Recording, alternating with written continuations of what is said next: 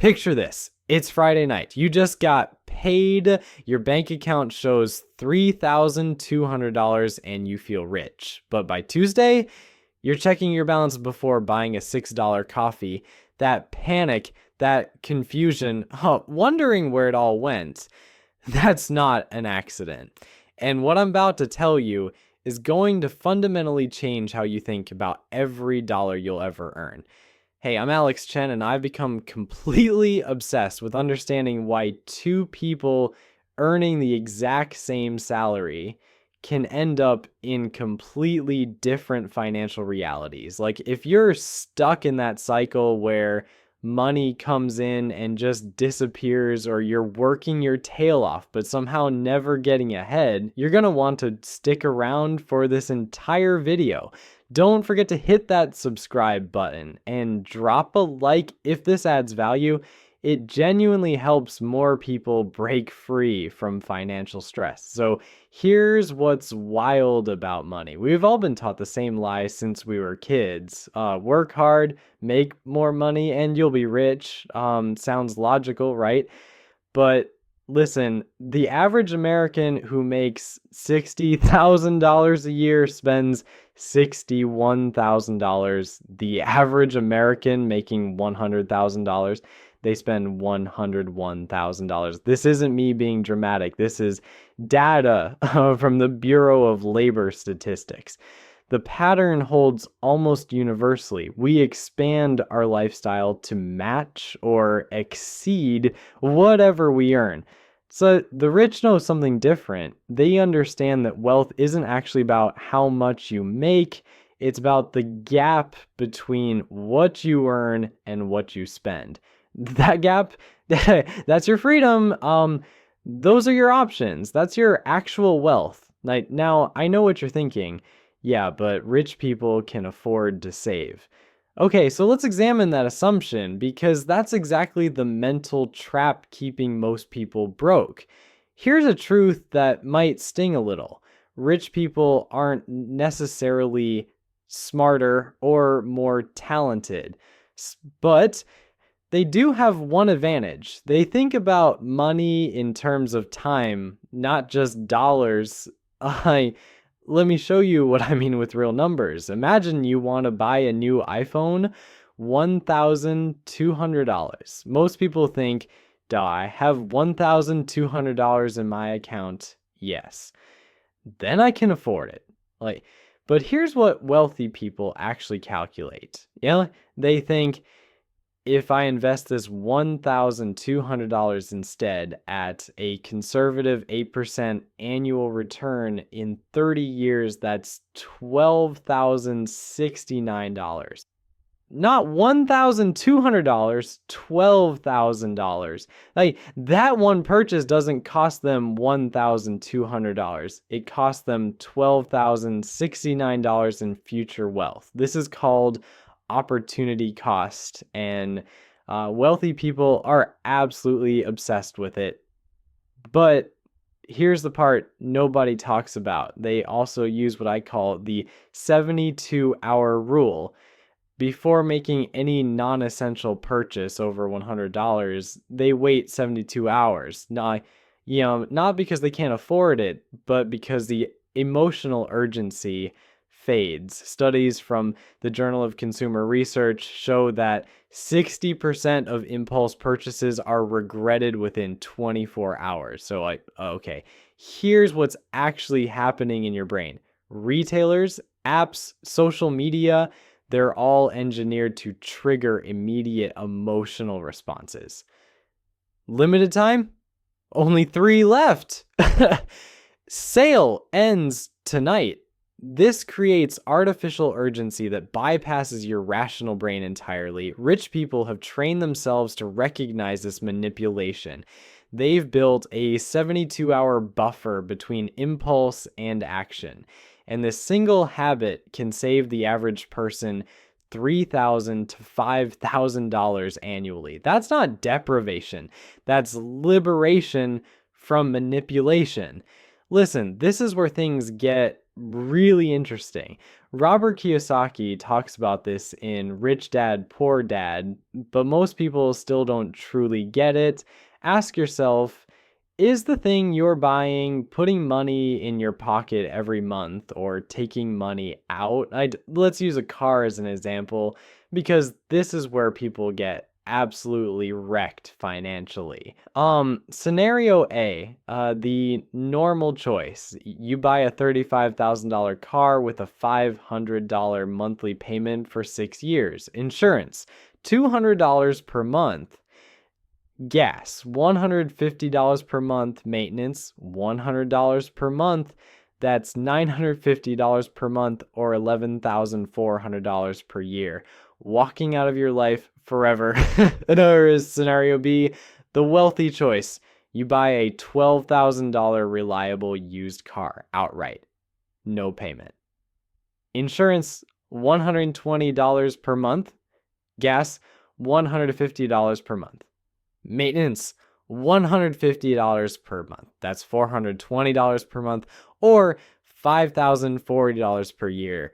The difference, $6,360 per year.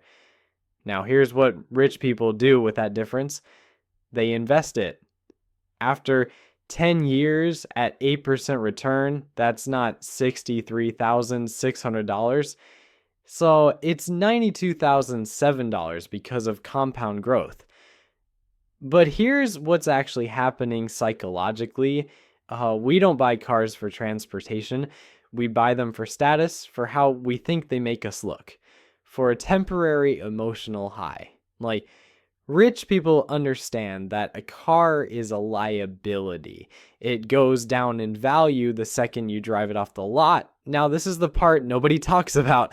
Wealthy individuals obsess over acquiring assets, things that generate income. Rental properties, index funds, businesses, digital products, even high-quality skills that increase earning potential. I know what you're thinking right now. But I don't have money to invest in rental properties. Okay, fair. But here's the counterintuitive truth. You probably do have money leaking into liabilities that could be redirected. The average American spends $219 per month on subscription services they barely use. That alone, invested over 20 years, becomes $137,000. So here's what's wild, and this genuinely changed my entire perspective. Rich people understand that poor financial decisions aren't about maths, right? They're about emotion. Let me explain with a concept called present bias. Your brain is hardwired to prioritize immediate pleasure over future benefit. This served us well when we were hunter-gatherers. Eat the berries now because there might not be berries tomorrow. But in a modern economy, it destroys wealth. Here's a real-world example. Would you rather have $1,000 today or $1,100 in 1 month? Like, most people choose $1,000 today. That's normal.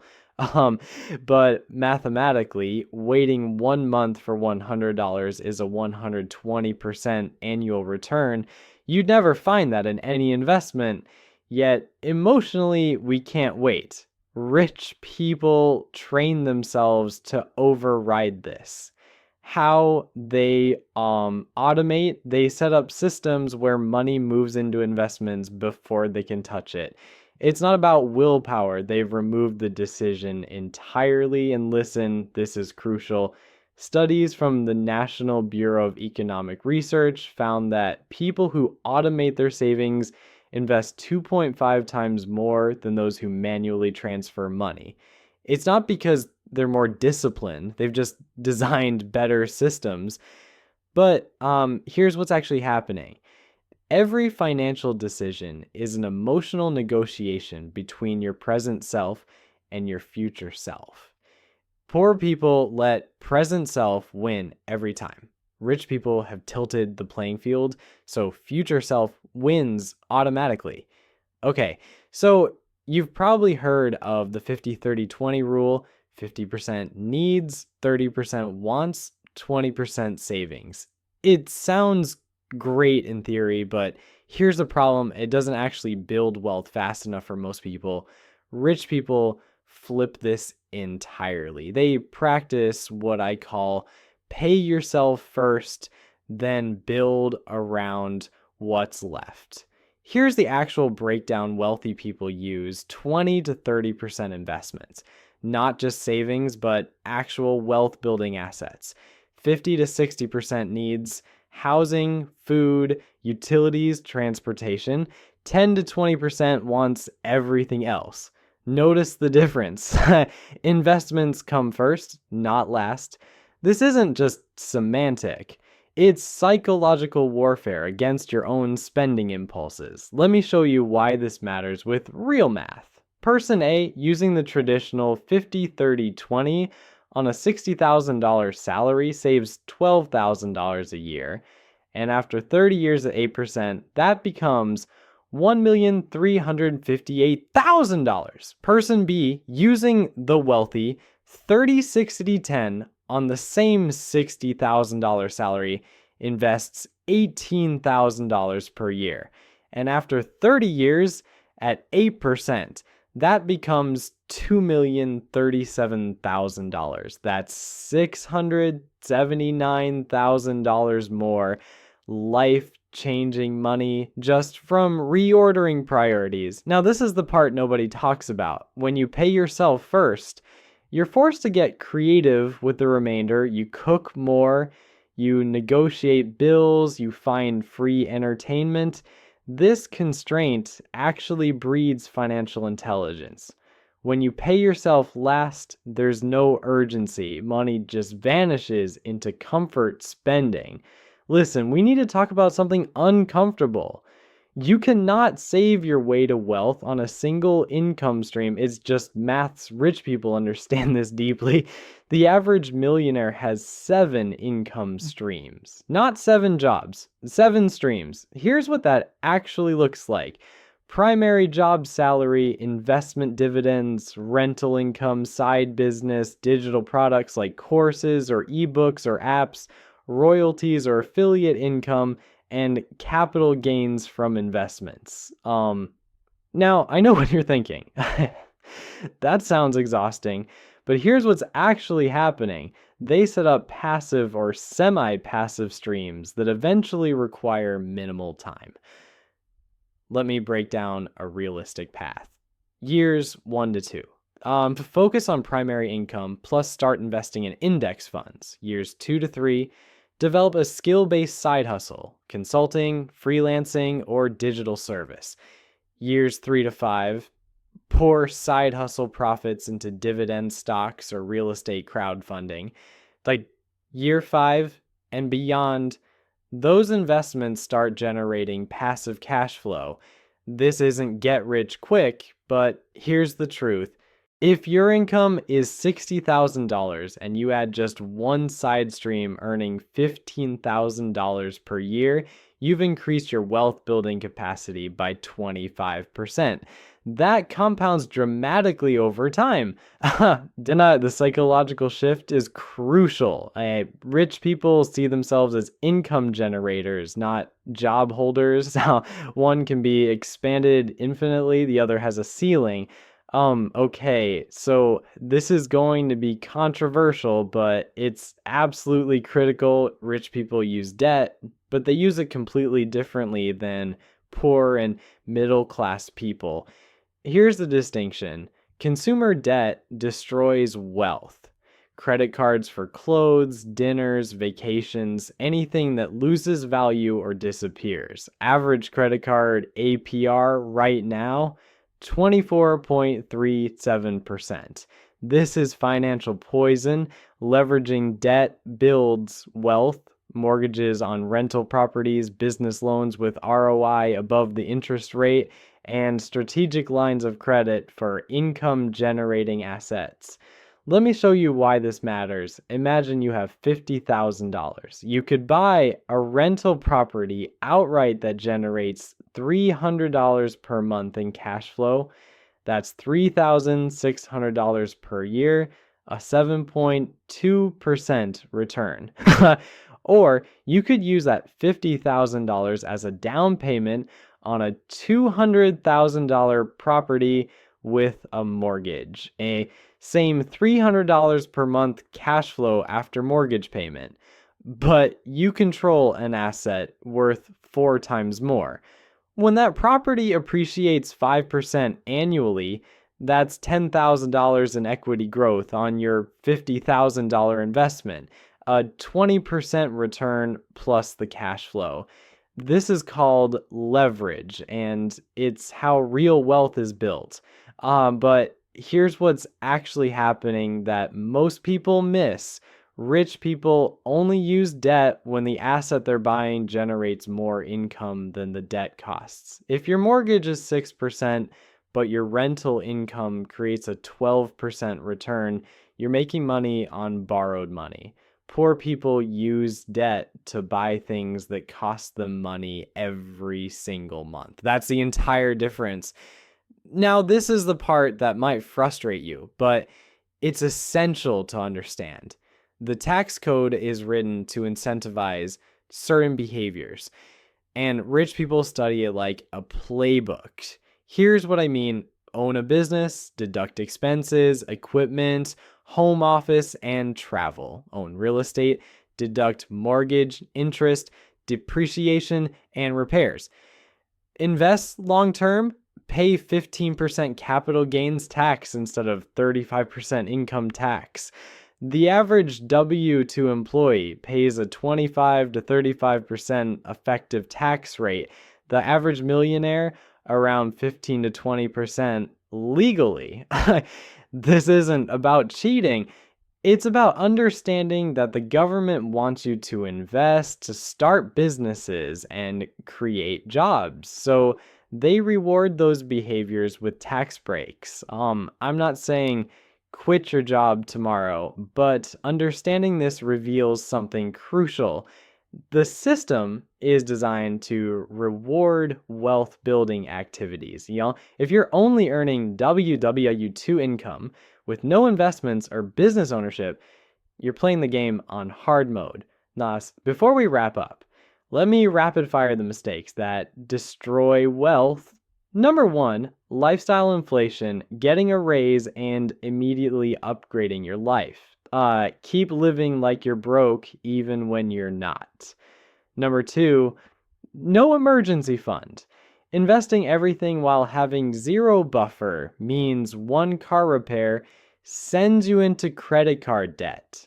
Rich people keep 3 to 6 months' expenses liquid. Number 3, following the crowd.